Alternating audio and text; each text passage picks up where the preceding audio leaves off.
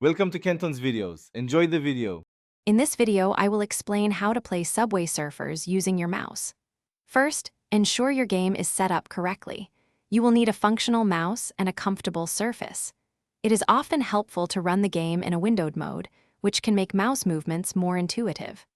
Also, take a moment to adjust your mouse sensitivity through your operating system settings to find what feels best for precise control. This initial setup is crucial for a smooth gaming experience. Mastering movement is key when playing with a mouse. To change lanes, simply click and drag your mouse either to the left or to the right across your screen.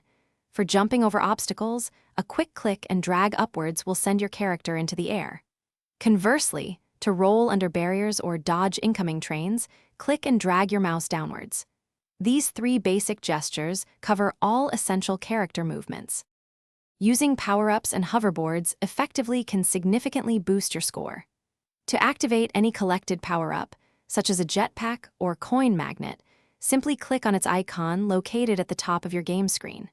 If you need a quick save or a temporary shield, a rapid double-click of your mouse will deploy a hoverboard. Remember to guide your character with the mouse to collect coins and keys along your path. To truly excel with mouse controls, consistent practice is essential. You will gradually build muscle memory, allowing for quicker and more accurate reactions. Try to keep your mouse movements smooth and deliberate, avoiding any sudden, jerky motions that could lead to mistakes. A key strategy is to anticipate upcoming obstacles and plan your moves a second or two in advance, rather than waiting until the last possible moment to react. Enjoy your mouse-controlled surfing. Thanks for watching. Consider subscribing if we helped you.